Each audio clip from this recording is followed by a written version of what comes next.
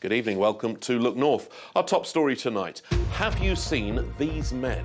Police reveal the names of 4 men wanted for stabbing an 18-year-old to death in Leeds last month. We spend time at a nearby boxing club that's working with young people to help steer them away from trouble. It keeps you in a routine, it teaches you discipline and respect, and it's what every kid should know, really. Also tonight, a symbol of hope, the baton being carried across the country to remember lives lost to suicide. And going nowhere, Trans-Pennine Express cancelled nearly a quarter of its services in March. And we'll also be talking to the fans of Sheffield United as they get ready to travel down to Wembley for their FA Cup semi-final. All that and your weather prospects. Let's take the first story tonight. First, police have revealed the identities of 4 men wanted for the murder of a teenager in Leeds. Jamie May was stabbed to death in Armley last month. West Yorkshire Police have appealed for the public's help to find the suspects, but warned people to call 999 and not approach them. Corinne Wheatley was in Armley a short time ago, and she can tell us more. Well, Jamie Mear was killed in a violent attack here in Armley on the 31st of March. He was in a taxi with a 16-year-old boy when the taxi was stopped by a number of people in another vehicle. Jamie was stabbed and he died later in hospital. A major police investigation was launched. There were extensive police cordons in this residential part of Armley. Now, today, 3 weeks on from the attack, West Yorkshire Police have released the names and photographs of 4 men who were wanted on suspicion of his murder. They are Renai Wilkes, who's 21, Kayla Bore, Aquaid Jeffers and Enam Nishat, who are all 20. They're from Leeds, but they also have links to Greater Manchester and Merseyside, and police say they're actively carrying out inquiries in those areas. Now, Renai Wilkes is in fact the brother of Malik Wilkes, the Sheffield Wednesday footballer who has also played for Barnsley. And you may remember that back in 2017, their brother Raheem Wilkes was killed in a shooting outside a barber shop in Chapeltown in Leeds. Now, the senior investigating officer in this case, Detective Chief Inspector Damien Roebuck, has described Jamie Mear's death as a tragedy, that a young life has needlessly been cut short. They're urging anybody with information about the suspect's whereabouts to come forward, but the public are advised not to approach the men, but to call 999. Thank you, Corinne. Well, the killing of Jamie May was one of more than a dozen knife attacks in Leeds that have resulted in people, most of them men or boys, being injured or killed. One boxing club in Armley is trying to work with young people to steer them away from getting involved with knives, gangs and drugs. Our reporter Jacob Tomlinson spoke to the coach and to some young boxers there about knife culture and their concerns. An eye for an eye works the whole world blind, doesn't it? You just see it on the news all the time, it's something new every day. Terrifying, isn't it, really?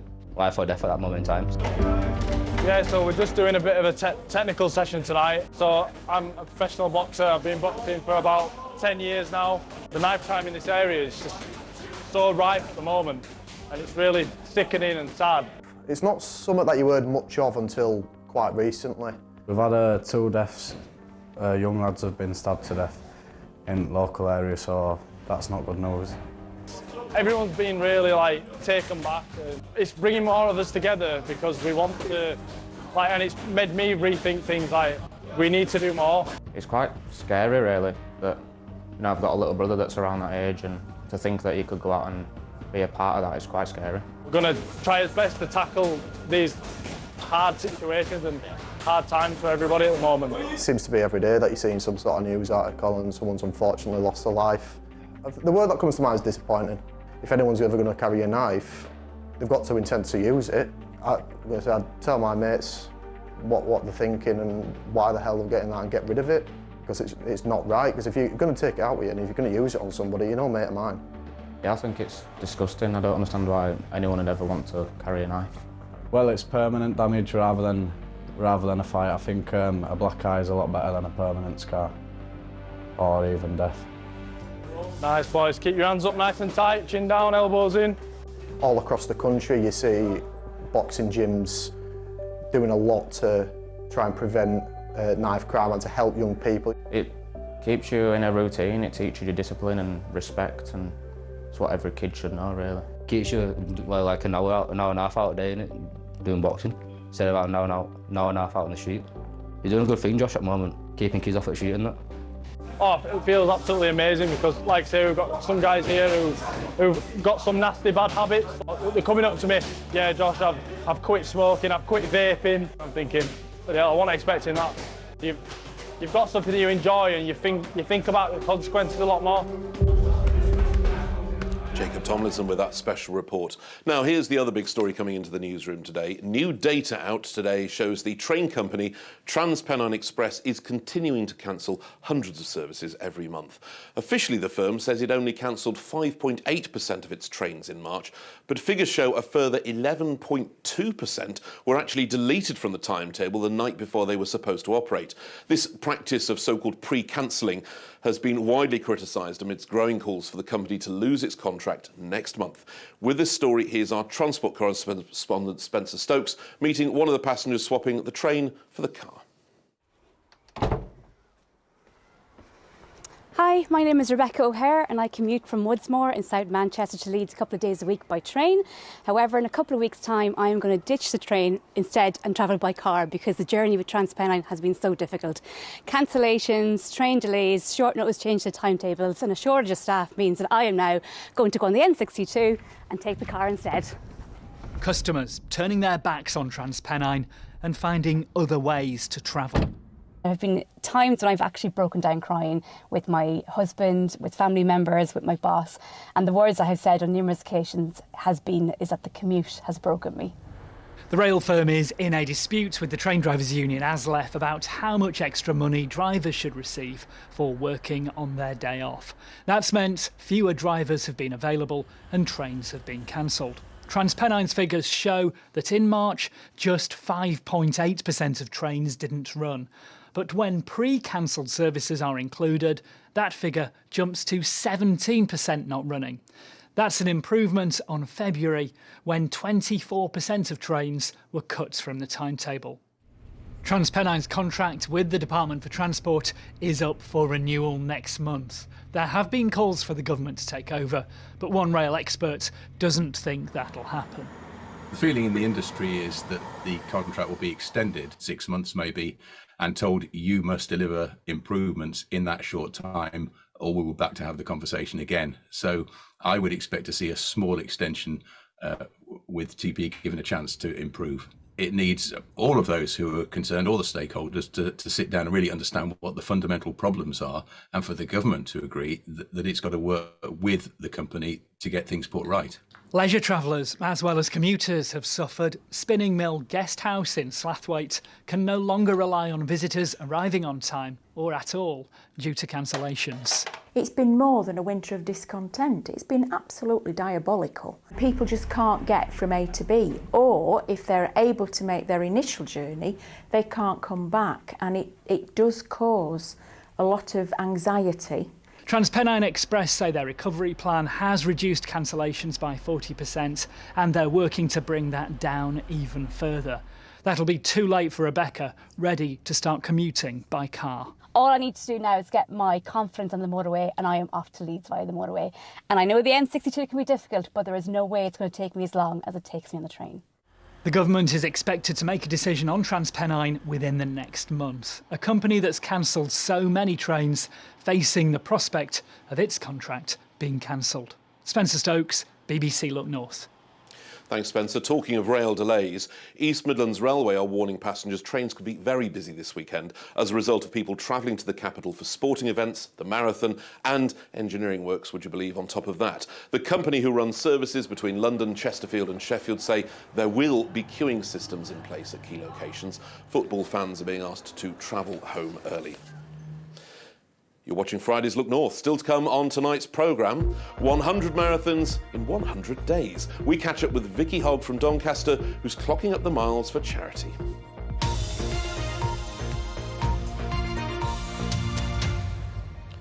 Now have a look at these dramatic pictures. A fire tore through an unoccupied care home in Leeds overnight. It started around 4:30 this morning on Dartmouth Avenue in Morley. 5 fire engines were called to the scene, with people living nearby initially told to keep doors and windows shut. And this was the state of the building just before lunchtime. Meanwhile, West Yorkshire Fire Service have issued warnings after 2 large fires broke out at Marsden Moor yesterday. Fire crews and wildlife officers from across West Yorkshire were battling both fires until 3 o'clock in the morning, when the second fire was extinguished. Crews returned to the moors this morning to review the area and wet down any remaining hotspots. If the public do see anyone that is suspicious on the moorland and they've got any concerns, to report it through to the police. It's vital that we make sure that these moorlands are protected, that the damage to the environment, that the wildlife on the moors and also the communities, you know, from the smoke is really impactful. So we'd ask people to be vigilant, remind people of the risk, and please enjoy the open spaces safely. Now, 2 years ago, the former Look North presenter Mike McCarthy lost his son Ross to suicide, and since then he's campaigned for better awareness of the issue. Mike has co-founded the charity Baton of Hope, and this summer a specially designed baton will be carried in the relay between towns and cities across the UK as a symbol of hope. Mike's with us now and with the baton, so viewers who aren't familiar with the story, first of all, tell us a little bit about Ross. There can't be a day when he isn't in your thoughts. What would he make of you doing this today? I'd like to think that he'd be proud, excuse me. I think, you know, he'll be sort of looking down and thinking, you know, what's going on, Dad? He'd be taking the mickey because that's how he was. He was very much a fun-loving kind of person. Despite what happened to him, he was sort of life and soul of the party. But yeah, we had a great relationship, and he took the mickey out of me mercilessly. So one of the things I've heard you say that really struck me was you're not necessarily looking for closure, because that's something you can never achieve, but you want change. Yeah, I think, you know, anybody would tell you who's in this situation that they kind of come to accept that it's there, it's not going to go away, and you have to accept it.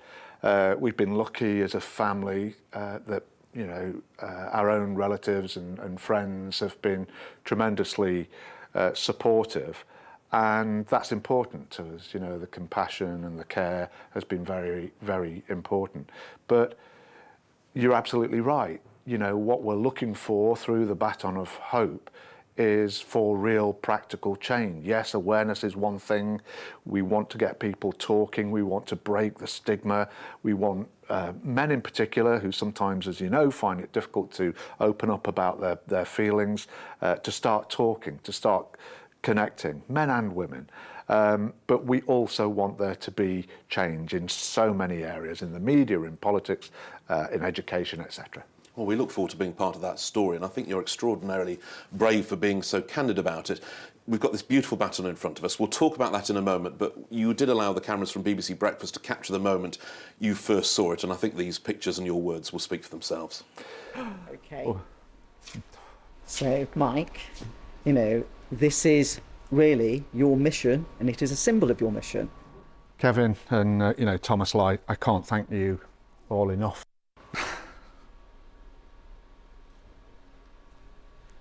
It's just, you know, it's just exquisite, and I just feel that there are a lot of people to whom this is going to mean the world.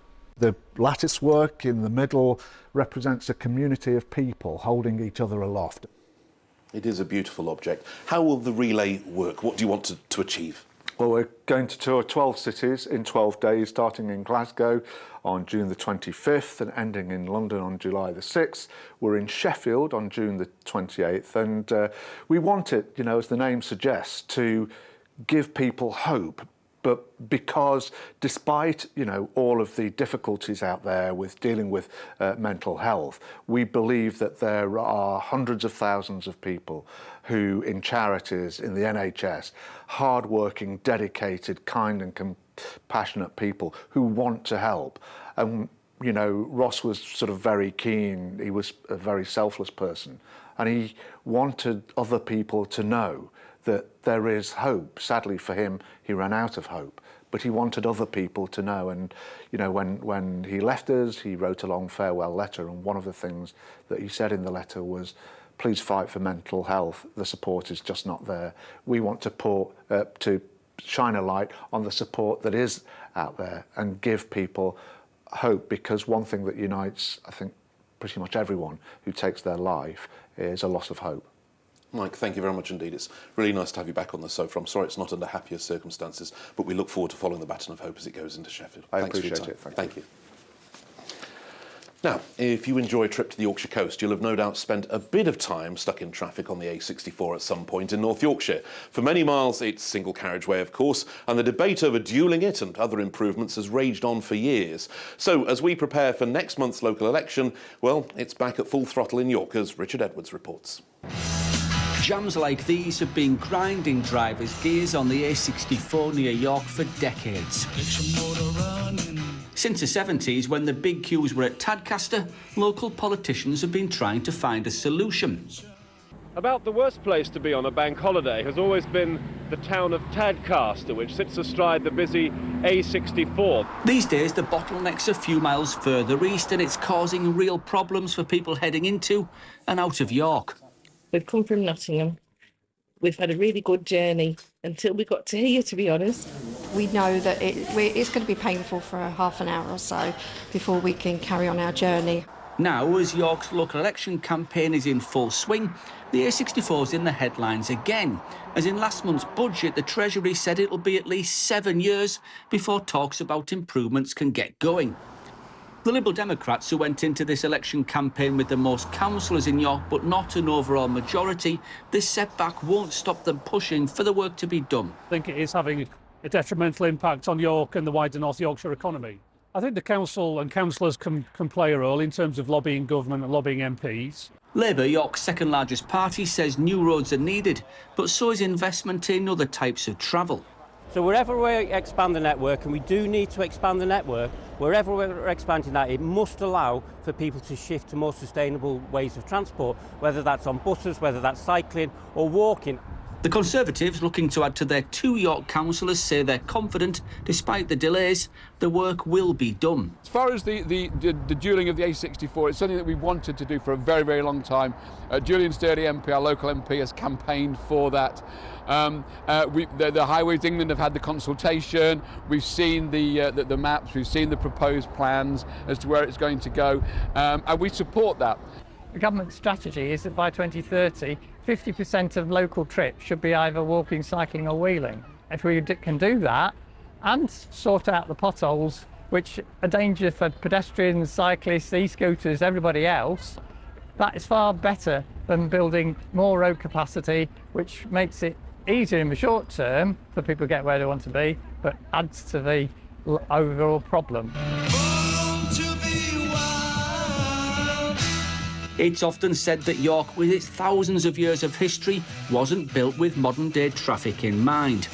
Whichever party comes out on top on May the 4th will be left with that puzzle, as nearly as long as one of the city's bank holiday traffic jams. What to do about the A64. Thanks, Richard. More on that story this week on Politics North, BBC One, Sunday morning, later time, 2:30, Sunday afternoon there with Tim Iredale. Now, a Doncaster woman who set out to run 100 marathons in 100 days has completed her challenge by doing an extra marathon. Vicky Hogg has run thousands of miles around South Yorkshire to raise thousands of pounds for local cancer, mental health and animal charities, as Abby Jaola reports. I'm having a good day, 100 today. Still smiling with more than 2,500 miles under her belt, Vicky has completed a marathon every day for the last 100 days. After an injury in her second week of the challenge, she used a hand cycle and a water treadmill to hit her target. Very painful, but yeah, keep going, keep moving forward. Vicky could have finished yesterday, but instead did an extra marathon today, taking it to a total of 101. So I set out to do 100, and then because the 100 finished on a Thursday, I just wanted to push for one more for a Friday, to finish on a Friday, and just one extra push for the charities as well. She's been supported along the way by friends and family, some with personal connections to the causes she's raising money for. The reason I've joined her on many challenges is my partner's had cervical cancer, and Amber's Law, which the charity she's running from, has helped us out, so close to my heart. That's why I've been there whenever I can to help her out. such mental strength, you know, to keep pushing through that pain. She's just one of those very, very special women. She's great. Bags of pride, absolute bags of pride. When she first started it, and people used to say to me, do you think she'll do it? I had no doubt whatsoever that she'd achieve it, and she has. And it's been hard. There's times it's been really tough. I'm so proud of her. Nearly £5,000 raised for local charities. Time for Vicky to raise a glass and have a well-earned rest. Abby Jayola, BBC Look North, Fish Lake. Nice one, Vicky. Thanks for letting us tell your story. Now, talking of sport, there is a very big weekend ahead for Sheffield United and, of course, the fans. The club is one win away from their first FA Cup final in nearly 90 years.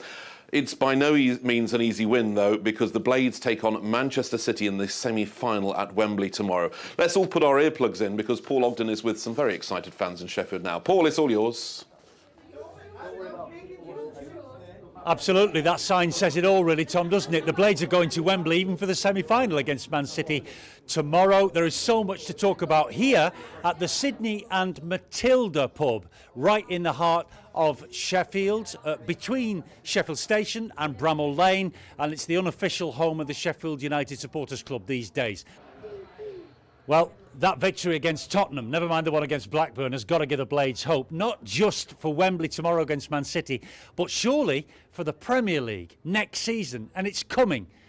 Or is it? West Bromwich Albion at home next week, Josh, or Man City tomorrow at Wembley? Which is more important to you? Well, I think they're both very important in very different ways. I think it's fair we've got one eye on Wednesday night, possibly getting promoted on Wednesday if we get the right result. But it's all about tomorrow, isn't it? And what an opportunity to play on one of the biggest stages in the country, in one of the biggest cup competitions in the world. How do you think they'll do against Man City and their international superstars? I think it's tricky to look past the strength and depth that City have got. But, you know, we've got some good players in our own right. And I think if we keep it tight first half, maybe a goal in it at half-time, or 0-0 ideally, that'd be great. Maybe we can nick a win. Yeah. I'm not quite so confident that we will. I think the optimist in me says 1-0. The pessimist, maybe 3-1 Man City. Brilliant. There's different opinions, as always, with Sheffield United fans.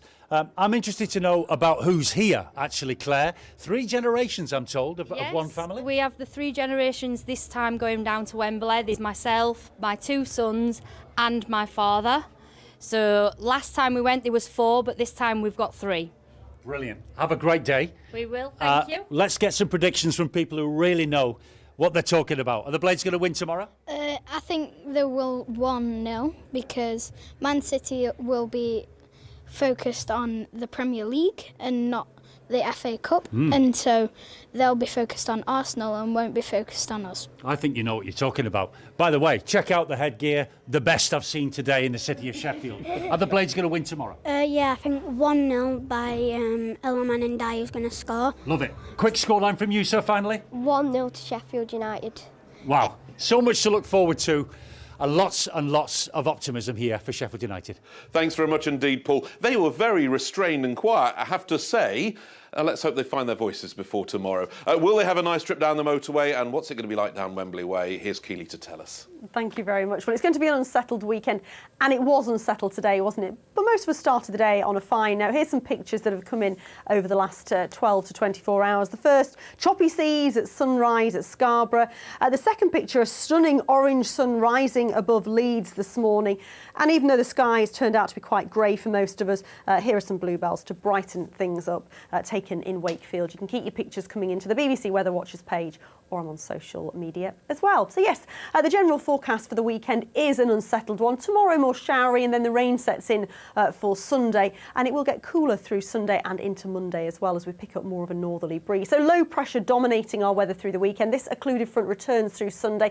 Some uncertainty in its location, but at the moment it's affecting us. And then we pick up more of a northerly flow through Sunday and into Monday. It will get chillier with the return of overnight frosts into the start of next week. Here's the radar. You can see how that band of rain has moved northwards. It's still slung across parts of Yorkshire at the moment. I think it'll start to edge its way northwards through the course of this evening and overnight, but further showers will spread in and showery rain will spread in from the east overnight. So either way, cloudy with outbreaks of rain at times overnight, and temperatures down to around 7 or 8 degrees. The breeze will slowly ease down overnight as well. A quick look at those high water times at 6:30 in Filey and at around 6:09 in Whitby. So we'll start the day with a lot of cloud, showery bits and pieces of rain through the morning, so it will be a rather grey start. That showery rain tending to ease a little, becoming more showery for most of us through the day with brighter skies spreading from the south. And I think most places will have a fine end to the day with some sunshine. We'll hang on to the most cloud across northern parts of North Yorkshire, but even here towards the end of the day, hopefully something a little bit brighter. The breeze will be lighter than today and temperatures will lift to around 13 or 14 degrees. Looking ahead into Sunday, a lot of cloud in the forecast. As I mentioned, some uncertainty, but at the moment it looks like there'll be outbreaks of rain throughout the day. And then a chilly day on Monday with a northerly breeze. Could be a little wintry stuff for the hills. Brighter with a frosty start on Tuesday, Tom. Thanks very much indeed, Keely. I forgot to say, if you can't get down to Wembley, the Blades match commentary will be on Radio Sheffield. Kick off at 4:45. Amanda's here at your late bulletin at 10:30 from your 6:30 team. Bye-bye.